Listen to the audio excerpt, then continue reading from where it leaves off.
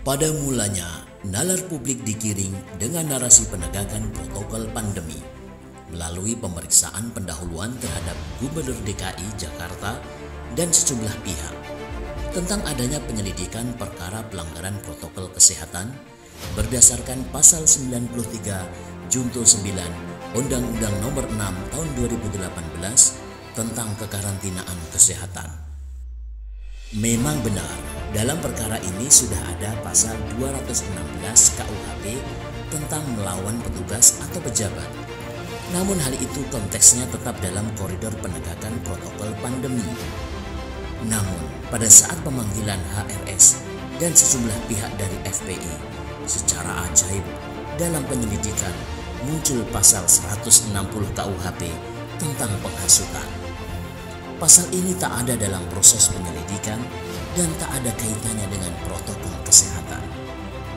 Setelah dipanggil tidak hadir karena ada uzur, HRS dan sejumlah pihak dari FPI secara ajaib menyandang gelar tersangka berdasarkan pasal 216 dan 160 KUHP.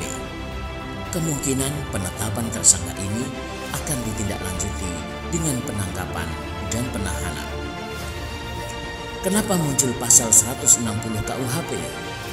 Pasal ini adalah pasal kunci agar bisa menahan HRS, sebab jika penetapan tersangka hanya berdasarkan pasal 93 Junto 9 Undang-Undang Nomor 6/2018 dan pasal 216 KUHP, polisi tidak dapat menahan HRS karena ancaman pidananya di bawah 5 tahun. Pasal 216 KUHP ancaman pidananya hanya 4 bulan 2 minggu. Pasal 93 Junto 9 Undang-Undang Nomor 6/2018 ancaman pidananya hanya 1 tahun penjara.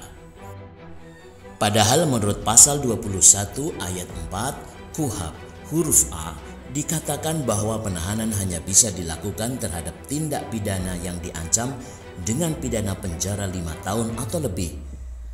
Tanpa menambahkan pasal 160 KUHP, dipastikan penyidik Polda Metro Jaya tak dapat menahan HRS dan yang lainnya. Lantas kenapa baru muncul pasal 160 KUHP? Pertama, bisa jadi telah ada sejak awal namun tidak dimunculkan pada tahap penyelidikan. Pemanggilan Anies Baswedan, Kiai Haji Abdullah Abdul Rashid Asy-Syafi'i dalam proses penyelidikan tak terdapat pasal 160 KUHP ini. Munculnya pasal ini ada pada proses penyidikan saat pemanggilan HRS sebagai saksi. Saat itu HRS dan Habib Hanif selaku menantu HRS dipanggil dalam kapasitas saksi yang di dalamnya memuat dugaan tindak pidana berdasarkan pasal 160 KUHP ini. Kedua, perencanaan kriminalisasi terhadap HRS kurang matang. Penyidik baru sadar mentersangkakan HRS hanya dengan pasal 216 KUHP dan Undang-Undang Kekarantinaan Kesehatan tidak seksi karena tidak bisa digunakan untuk menahan HRS.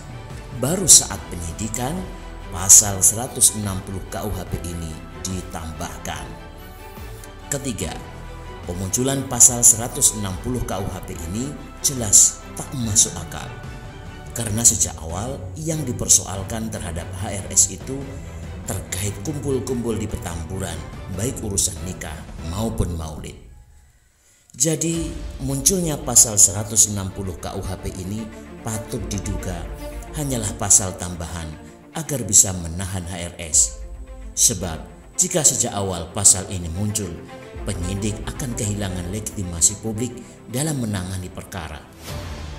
Penyidik patut diduga sedang mengeksploitasi pandemi untuk mempersoalkan HRS. Jika sejak awal isunya kasus hasutan bukan soal protokol kesehatan, sudah barang tentu akan banyak dipersoalkan publik. Meskipun pasal protokol kesehatan ini juga bermasalah karena hanya fokus untuk menjerat HRS, tak bertaji melawan Gibran dan Bobi.